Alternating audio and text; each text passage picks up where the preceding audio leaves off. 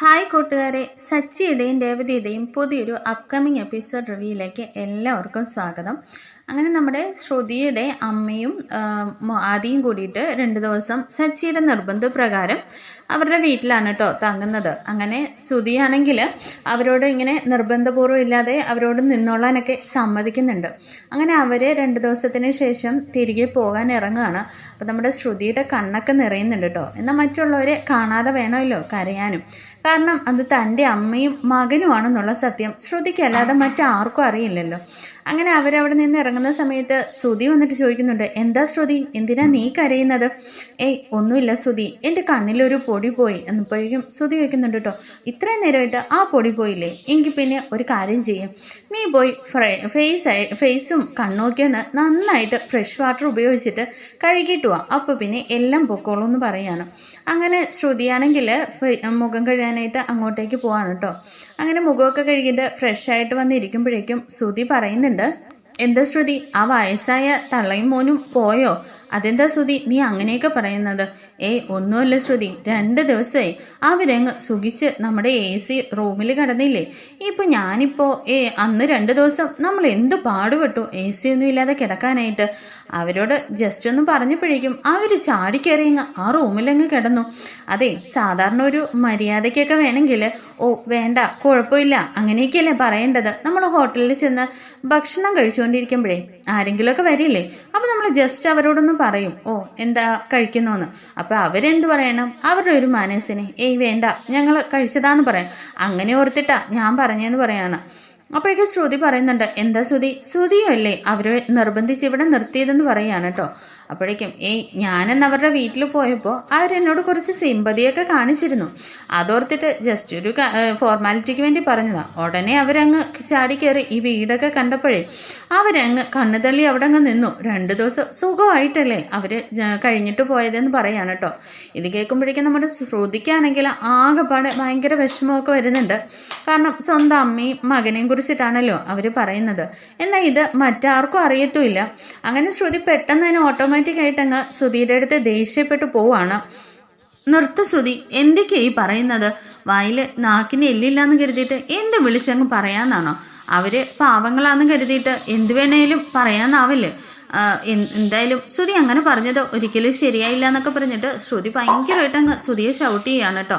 അപ്പോഴേക്കും ശ്രുതി പറയുന്നുണ്ട്, എന്താ ശ്രുതി, നിനക്ക് അവരെ പറഞ്ഞപ്പോൾ ഇത്ര എന്തോ നിന്റെ സ്വന്തക്കാരെ പറയുന്ന മട്ടിലാണല്ലോ.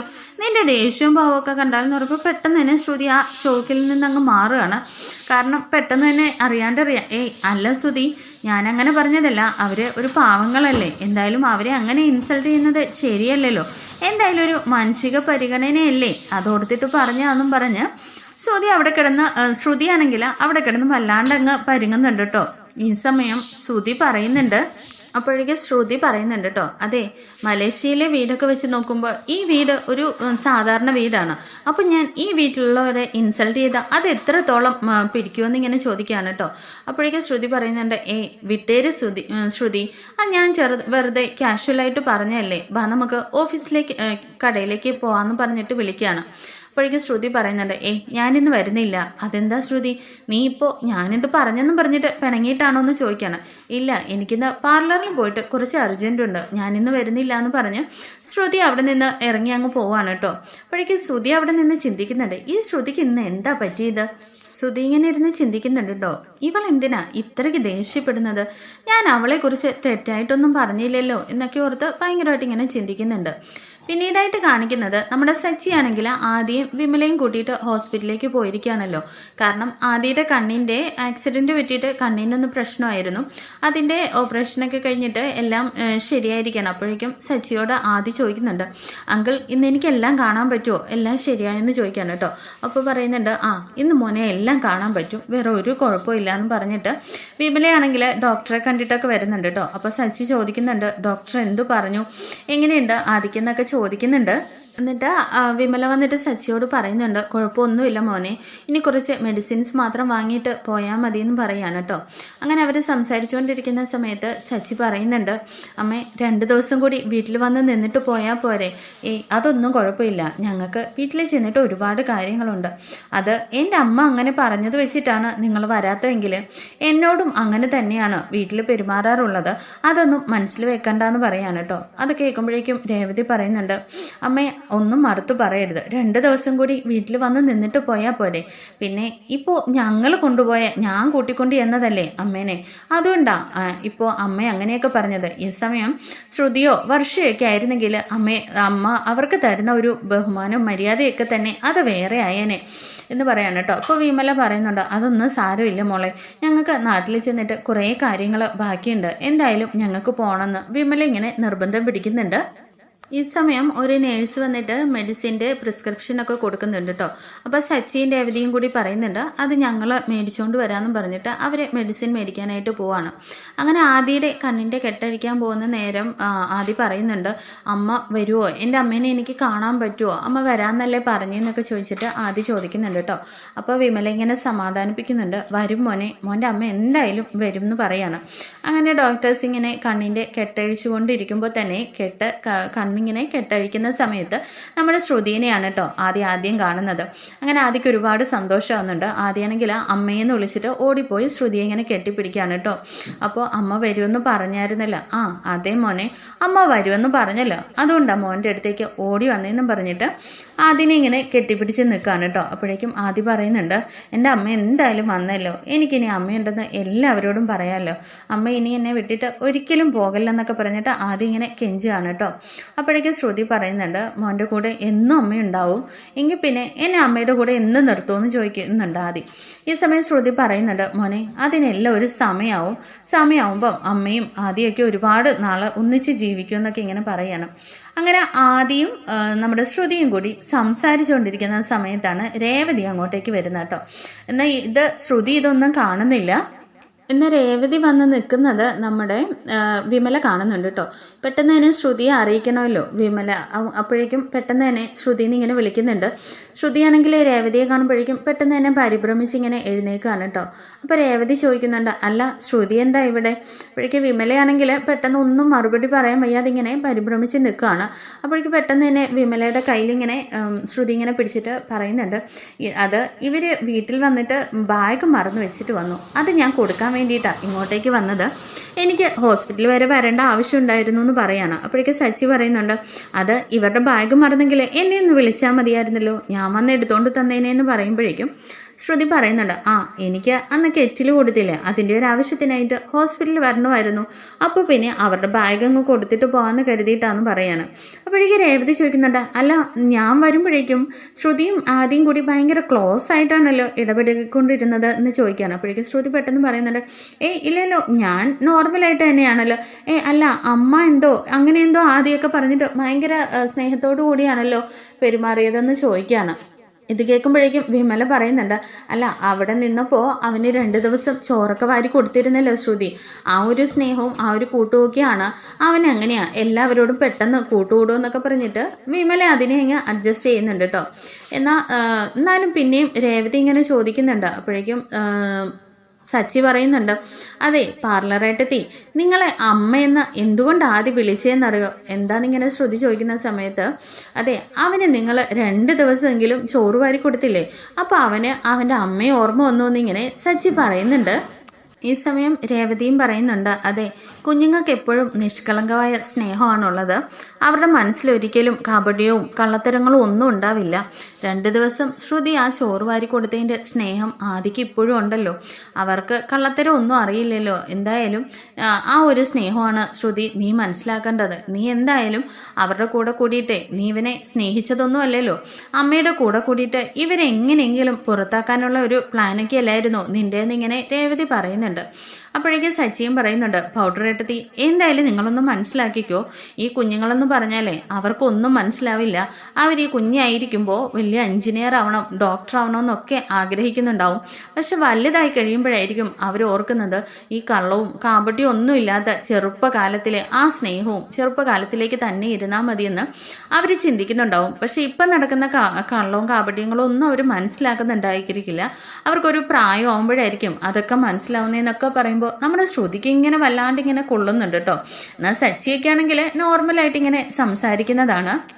അപ്പോഴേക്കും സച്ചി പറയുന്നുണ്ട്, അത് അപ്പോൾ കണ്ടില്ലേ, ആദ്യമാണെങ്കിൽ ഒരു സ്നേഹത്തിന് വേണ്ടിയിട്ട് അവനെ ഒരുപാട് ആഗ്രഹിക്കുന്നുണ്ട്. എന്നിട്ട് വിമലാമ്മയോട് ചോദിക്കുന്നുണ്ട്, നിങ്ങളുടെ മകളെ എവിടെയോ വിദേശത്ത് ഇങ്ങനെ കറങ്ങി നടക്കുകയാണെന്നല്ലേ പറയുന്നത്, അവരോട് വന്നിട്ട് ഈ കുഞ്ഞിൻ്റെ കൂടെ കുറച്ച് ദിവസം ചിലവഴിക്കാൻ പറഞ്ഞൂടെ എന്നിങ്ങനെ സച്ചി ചോദിക്കുന്നുണ്ട്. ഈ സമയം രേവതി പറയുന്നുണ്ട്, അമ്മ ഒരു കാര്യം ചെയ്തേ, അവ മോളുടെ നമ്പറൊന്ന് കോൾ ചെയ്തതാ, ഞാൻ അവളോട് സംസാരിച്ചോളാം എന്ന് പറയണം. അപ്പോൾ വിമലമ്മ ഇങ്ങനെ വല്ലാണ്ട് പരിഭ്രമിക്കുകയാണ് കേട്ടോ. വേണ്ട, അവൾ നൈറ്റ് ഷിഫ്റ്റ് കഴിഞ്ഞിട്ട് വന്നിപ്പോൾ കിടന്ന് ഉറങ്ങായിരിക്കും.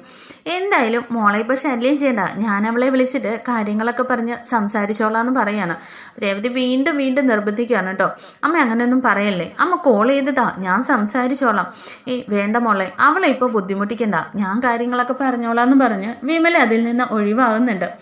ഈ സമയം ഒരു നേഴ്സാണെങ്കിൽ ഒരു സ്ലിപ്പും കൊണ്ട് വരുന്നുണ്ട്. അവർ പറയുന്നുണ്ട്, അതെ, ഈ സ്ലിപ്പ് കൊണ്ടുപോയി ഡോക്ടറെ കാണിച്ചാൽ ഇപ്പം നിങ്ങൾക്ക് ഡിസ്ചാർജ് ആവാമെന്നൊക്കെ പറയും, പിന്നെ ബില്ലും പേ ചെയ്യാനുണ്ടെന്ന് പറയാണ്. അപ്പോഴേക്കും വിമല പറയുന്നുണ്ട്, ഞാൻ ബില്ല് പേ ചെയ്തോളാം എന്ന് പറയുന്ന സമയത്ത് സച്ചിയാണെങ്കിൽ, അമ്മ ഇതൊന്നും ഓർക്കണ്ട, എന്തായാലും നിങ്ങൾ പോയി പായ്ക്കൊക്കെ ചെയ്തോളൂ, ഞാൻ രേവതിയും കൂടി ബില്ലടച്ചിട്ട് വരാമെന്നും പറഞ്ഞ് രേവതിയാണെങ്കിൽ സച്ചിയും കൂട്ടി ബില്ല് അടയ്ക്കാനായിട്ട് പോവാണ് കേട്ടോ. അപ്പോൾ രേവതി തിരിഞ്ഞു നിന്നിട്ട് ചോദിക്കുന്നുണ്ട്, ശ്രുതി നീ ഇപ്പോൾ പോകുന്നുണ്ടോ? ഇല്ല, ഞാൻ മാനേജറേയും കൂടി ഒന്ന് കണ്ടിട്ടേ പോകുള്ളൂ എന്ന് പറയാണ് കേട്ടോ. അങ്ങനെ സച്ചിയും രേവതിയും കൂടി ബില്ലടയ്ക്കാനായിട്ട് പോകുന്ന സമയത്ത് ആദ്യമാണെങ്കിൽ വീണ്ടും അമ്മയെന്ന് വിളിച്ചിട്ട് ശ്രുതിയുടെ അടുത്തേക്ക് ഇങ്ങനെ ഓടി വരികയാണ്. അപ്പോൾ ശ്രുതി ഇങ്ങനെ ആദ്യം വഴക്ക് പറയുന്നുണ്ട് കേട്ടോ, എടാ നീ അവരുള്ളപ്പോഴെങ്ങും എന്നെ അമ്മയെന്നൊന്നും വിളിക്കില്ലേ കേട്ടോ, ഇല്ല എന്നിങ്ങനെ ആദ്യം സമ്മതം മോളുന്നുണ്ട്. അങ്ങനെ വിമല പറയുന്നുണ്ട്, കണ്ടില്ലേ സച്ചിയും രേവതിയും എത്ര നല്ല ആളുകളാ, ആദിയോട് അവർക്ക് എന്ത് സ്നേഹവും കരുതലോ എന്ന് പറയുന്നുണ്ട്. ഇത് കേൾക്കുമ്പോഴേക്കും നമ്മുടെ ശ്രുതിക്ക് അങ്ങ് ഇഷ്ടപ്പെടുന്നില്ല കേട്ടോ. അതെന്താ അമ്മേ, അവർ ബില്ലടച്ചോളാം എന്ന് പറഞ്ഞുകൊണ്ടാണോ അമ്മയ്ക്ക് അവർ നല്ലവരായത്? അമ്മ എന്തിനാ അവരുടെ അടുത്ത് ബില്ല് കെട്ടാൻ പറഞ്ഞത്, ഞാൻ കെട്ടില്ലായിരുന്നോ എന്ന് ചോദിക്കുകയാണ്. അപ്പോഴേക്ക് വിമല പറയുന്നത്, നീ കേട്ടില്ലേ, അവരോട് ഞാൻ ബില്ലടച്ചോളാന്ന് സമ്മതിച്ചതല്ലേ, എന്നിട്ട് അവർ നിർബന്ധിച്ച് പോയതല്ലേ എന്ന് പറയാണ്. അപ്പോഴേക്കും ശ്രുതി ഇങ്ങനെ വിമലയുടെ അടുത്ത് ദേഷ്യപ്പെടുകയാണ് കേട്ടോ. എന്നാൽ വിമല പറയുന്നുണ്ട്, മോളെ നീ എന്തായാലും സച്ചിയുടെയും രേവതിയുടെ അടുത്തെങ്കിലും നിൻ്റെ കാര്യങ്ങളൊക്കെ തുറന്നു പറഞ്ഞിരുന്നെങ്കിൽ ഒരുപാട് പ്രശ്നം സോൾവ് ആയേനെ. അവർ നല്ല മനുഷ്യരല്ലേ എന്ന് പറയാണ് കേട്ടോ. അവർ നല്ലവരോ ചീത്തവരോ എങ്ങനെയാവട്ടെ അമ്മേ, എൻ്റെ കാര്യങ്ങളൊക്കെ അറിഞ്ഞു കഴിഞ്ഞാൽ അവരെനിക്ക് എതിരായിട്ട് തന്നെ നിൽക്കുകയുള്ളൂ. ആ സച്ചിനെ അമ്മയ്ക്ക് നല്ല രീതിയിൽ അറിയത്തില്ല, പിന്നെ വലിയ സിമ്പതി കാണിച്ചിട്ട് അമ്മ അവരോട് ഒന്നും വാതുറന്ന് വിളിച്ചു പോവാൻ നിൽക്കണ്ട, പെട്ടെന്ന് തന്നെ നാട്ടിലേക്ക് പോവാൻ നോക്കെന്ന് പറഞ്ഞിട്ട് ശ്രുതി ദേഷ്യപ്പെടുകയാണ്. ഈ സമയം ആദ്യം ചോദിക്കുന്നുണ്ട്, അമ്മയും വരുമോ ഞങ്ങളുടെ കൂടെ നാട്ടിലേക്ക്? ഇല്ല മോനെ, അമ്മയ്ക്കിപ്പോൾ ഇത്തിരി ജോലി തിരക്കുണ്ട്, അമ്മ പിന്നെ വന്നോളാന്ന് പറയാണ് കേട്ടോ. അപ്പോൾ ആദ്യം പറയുന്നുണ്ട്, അപ്പോൾ എൻ്റെ ബർത്ത്ഡേക്ക് അമ്മ വരുമോ എന്ന് ചോദിക്കുകയാണ്. പിന്നെ ആ രേവതി ആൻറ്റിയും കൂടി വിളിച്ചാലോ എന്നിങ്ങനെ ചോദിക്കുന്നുണ്ട്. ഇത് കേട്ടുകൊണ്ടാണ് കേട്ടോ നമ്മുടെ രേവതി അകത്തേക്ക് വരുന്നത്. എവിടെ പോകുന്ന കാര്യമാണ് പറയുന്നതെന്ന് ചോദിച്ചുകൊണ്ട് രേവതി വരുന്നുണ്ട്. ഈ സമയം വിമല പറയുന്നുണ്ട്, അല്ല ഞങ്ങൾ നാട്ടിലേക്ക് പോകുന്ന കാര്യമൊക്കെ സംസാരിച്ചുകൊണ്ടിരിക്കുകയായിരുന്നല്ലോ, അപ്പോൾ രേവതിയും കൂടി അങ്ങോട്ടേക്ക് വിളിക്കണമെന്ന് പറയാണ്. അപ്പോഴേക്ക് രേവതിക്ക് ഭയങ്കര സന്തോഷം വന്നിട്ട് കേട്ടോ. ആദ്യയോട് പറയുന്നുണ്ട്, ഞങ്ങളിടയ്ക്ക് ആദിമോനെ കാണാനായിട്ട് അങ്ങോട്ടേക്ക് വന്നേക്കാന്നൊക്കെ പറയുന്നുണ്ട്. ഈ സമയം സച്ചിയും രേവതിയും കൂടി പറയുന്നുണ്ട്, ബില്ലൊക്കെ പേ ചെയ്തു എന്ന്.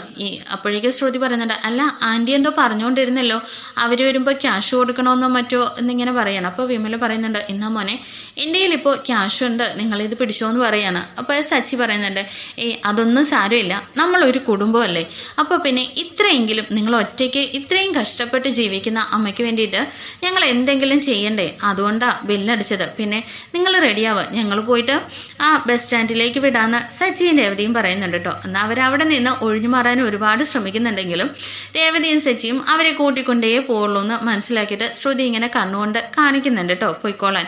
അങ്ങനെ ശ്രുതി, എന്താ നീ വന്ന കാര്യം കഴിഞ്ഞില്ലേ? ഇല്ല, മാനേജറെ കാണാൻ കുറച്ച് നേരം കൂടി വേണമെന്ന് ഇങ്ങനെ പറയാണ്. അങ്ങനെ ശ്രുതി അവിടെ നിൽക്കുന്നുണ്ട്. അങ്ങനെ ആദ്യം എടുത്തുകൊണ്ട് സച്ചി പോകുന്നുണ്ട്. അങ്ങനെ അവർ കാറിലേക്ക് കയറ്റിയിട്ട് കൊണ്ടുപോവുകയാണ്. പിന്നീടായിട്ട് കാണിക്കുന്നത് രവീന്ദ്രനാണെങ്കിൽ എവിടെയോ പോകാനായിട്ട് ഇങ്ങനെ ധൃതി വെച്ച് റെഡിയായി വരികയാണ് കേട്ടോ. അങ്ങനെ രേവതിയാണെങ്കിൽ ബ്രേക്ക്ഫാസ്റ്റിന് രവിക്കാണെങ്കിൽ എന്തോ ഒരു കഞ്ഞിയാണ്, ഒരു മരുന്നൊക്കെ ചേർത്തിട്ടുള്ള ഒരു കഞ്ഞിയാണ് ഉണ്ടാക്കി വെച്ചിരിക്കുന്നത്. അങ്ങനെ രവിയാണെങ്കിൽ അത് കഴിച്ചുകൊണ്ടിരിക്കുന്ന സമയത്ത് നമ്മുടെ സച്ചി ഇറങ്ങി വരുന്നുണ്ട് കേട്ടോ. ആഹാ, അച്ഛൻ കഞ്ഞിയാണോ കുടിക്കുന്നത്? ഇല്ല മോനെ, ഇതേ രേവതി മോള് എനിക്ക് വേണ്ടിയിട്ട് എന്തോ മരുന്നൊക്കെ ചേർത്തിട്ട് സ്പെഷ്യലാക്കി ഉണ്ടാക്കിയ കഞ്ഞിയാ. ആഹാ, എന്നാൽ പിന്നെ എനിക്കും കഞ്ഞി മതിയെന്ന് സച്ചി പറയുന്നുണ്ട്. രേവതി പറയുന്നുണ്ട്, അയ്യോ സച്ചിയേട്ടാ, അത് അച്ഛന് മാത്രം ഞാൻ കുറച്ചേ ഉണ്ടാക്കിയുള്ളൂ. സച്ചിയേട്ടന് വേണമെങ്കിൽ ഞാൻ ദോശ ചുട്ടു തരാം. ആ, എന്നാൽ എനിക്ക് ദോശ മതി എന്ന് സമ്മതിക്കുന്നുണ്ട്. ഈ സമയം അങ്ങനെ കഞ്ഞിയൊക്കെ കുടിച്ചിട്ട് രവീന്ദ്രനാണെങ്കിൽ പുറത്തേക്ക് പോകാനായിട്ട് ഇങ്ങനെ ഇറങ്ങുകയാണ്. ഈ സമയം ചന്ദ്രമതി ആണെങ്കിൽ രേവതി എനിക്ക് ബ്രേക്ക്ഫാസ്റ്റ് എടുത്തോ എന്നും പറഞ്ഞുകൊണ്ടാണ് അവിടെ നിന്ന് ഇറങ്ങി വരുന്നത്. അപ്പോഴേക്ക് രവീന്ദ്രൻ പുറത്തേക്ക് പോകാനായിട്ട് ഇറങ്ങി നിൽക്കുകയാണല്ലോ. നിങ്ങൾ ഈ ഡ്രസ്സ് ഇട്ടുകൊണ്ടാണോ വോക്കിങ്ങിന് പോന്നേന്ന് ഇങ്ങനെ ചോദിച്ചുകൊണ്ടാണ് വരുന്നത്. കാരണം നമ്മുടെ രവീന്ദ്രനാണെങ്കിൽ നല്ല പാൻറ് ഷർട്ടും ഒക്കെ ഇട്ടിട്ട് നല്ല ടിപ്പ് ടോപ്പിലാണ് കേട്ടോ. അപ്പോഴേക്കും നമ്മുടെ സച്ചി പറയുന്നുണ്ട്, അല്ല അമ്മയ്ക്ക് എന്താ കുഴപ്പം? അച്ഛന് ജീൻസോ ടോപ്പോ എന്ത് വേണമെങ്കിലും ട്രാക്ക് സ്യൂട്ടോ എന്ത് വേണമെങ്കിലും ഞാൻ മേടിച്ചു തരാച്ചാ. അച്ഛൻ ഇപ്പോഴും യൂത്തല്ലേ, എന്തായാലും അമ്മയെ കണ്ടാലേ അച്ഛനേക്കാൾ നല്ല പ്രായ കൂടുതൽ തോന്നും. അച്ഛന് വേണമെങ്കിൽ ഇനി ഒരു വിവാഹം കൂടി കഴിക്കാം, ഒരു പെണ്ണിനെയും കൂടി നോക്കാമെന്നിങ്ങനെ സച്ചി ഇങ്ങനെ തമാശയ്ക്ക് പറയുന്നുണ്ട് കേട്ടോ. ഇത് കേൾക്കുമ്പോഴേക്കും രവി പറയുന്നുണ്ട്, എന്താടാ സച്ചി പറയുന്നത്, ഒന്ന് നിർത്തടാന്നിങ്ങനെ പറയാണ്. അപ്പോഴേക്കും ഇത് കേട്ടുകൊണ്ട് നമ്മുടെ ശ്രുതിയും കൂടി ഇറങ്ങി വരുന്നുണ്ട് കേട്ടോ. അപ്പോഴേക്കും ശ്രുതി പറയുന്നുണ്ട്, എന്താടാ നീ വന്ന് നോക്കിയാൽ അച്ഛന് തന്നെ നീ പെണ്ണാലോചിക്കുമല്ലോ എന്ന് പറയണം. അപ്പോഴേക്കും സച്ചി പറയുന്നുണ്ട്, ആഹാ അത് കൊള്ളാമല്ലോ, അത് സൂപ്പർ ഐഡിയ ആണല്ലോ അച്ഛാ, ഒരു പെണ്ണ് നോക്കട്ടെ എന്നിങ്ങനെ ചോദിക്കുകയാണ്. അപ്പോഴേക്ക് ചന്ദ്ര ചോദിക്കുന്നുണ്ട്, അല്ല നിങ്ങൾ ഈ ഡ്രസ്സ് ഇട്ടുകൊണ്ട് എങ്ങോട്ടേക്കാന്നാ രാവിലെ എന്ന് ചോദിച്ചതെന്ന് പറയാണ്. അപ്പോൾ രവി പറയുന്നുണ്ട്, അതെ ഞാൻ കല്യാണത്തിന് എന്നിങ്ങനെ പറയുമ്പോഴേക്കും സച്ചി പറയുന്നുണ്ട്, അച്ഛാ അതെന്തായാലും കൊള്ളാം, ഞാൻ വന്നിട്ട് സാക്ഷിയായിട്ട് ഒപ്പിട്ടോളാം എന്നിങ്ങനെ പറയുകയാണ്. രവീന്ദ്രൻ പറയുന്നുണ്ട്, ഒരു ഫ്രണ്ടിൻ്റെ മകളുടെ കല്യാണമാണ്, അപ്പോൾ യൂണിയനിൽ നിന്ന് എല്ലാവരും വരുന്നുണ്ട്, കുറച്ച് ദൂരെയാണെന്ന് പറയാണ്. അപ്പോൾ സച്ചി പറയുന്നുണ്ട്, ആഹാ അപ്പോൾ അച്ഛൻ ഫ്രണ്ട്സിൻ്റെ കൂടെ ട്രിപ്പ് പോവാണല്ലേ, അതെന്തായാലും നന്നായി. ഇടയ്ക്കൊക്കെ അച്ഛൻ ഇങ്ങനെയൊക്കെ ഒന്ന് ട്രിപ്പ് പോയാൽ മനസ്സിനൊക്കെ ഒരു സന്തോഷം കിട്ടും, അല്ലെങ്കിൽ ഏത് നേരം വീട്ടിലിരുന്ന ട്രാഫിക്കിലെ പോലെ ഈ ഒച്ചയും ബഹളവും ഒക്കെ തന്നെ എപ്പോഴും ഇവിടെ കേട്ടുകൊണ്ടേയിരിക്കും എന്ന് പറയണം. അപ്പോഴേക്കും ചന്ദ്ര പറയുന്നുണ്ട്, അതെ അവനീ പറഞ്ഞു വരുന്നത് എനിക്കിട്ട് തന്നെയാണെന്നിങ്ങനെ ചന്ദ്ര പറയുന്നുണ്ട്. അപ്പോഴേക്കും സച്ചി പറയുന്നുണ്ട്, അമ്മേനെ ഞാൻ കറങ്ങിത്തിരിഞ്ഞൊന്നുമില്ല, നേരിട്ട് തന്നെയാണ് അമ്മ തന്നെയാണ് പറഞ്ഞതെന്ന് പറയാണ്. അപ്പോഴേക്കും രവി പറയുന്നുണ്ട്, രണ്ടുപേരും ഒന്ന് നിർത്തുന്നുണ്ടോ, കണ്ടു കഴിയുമ്പോൾ തുടങ്ങും, എന്തായാലും ഞാൻ പോയിട്ട് വരാം ചന്ദ്രേ, ഞാൻ രാത്രിയാവും എന്ന് പറയാണ് കേട്ടോ. അപ്പോൾ ചന്ദ്ര പറയുന്നുണ്ട്, ഇപ്പോൾ പോയിട്ട് നിങ്ങൾ രാത്രിയാവോ?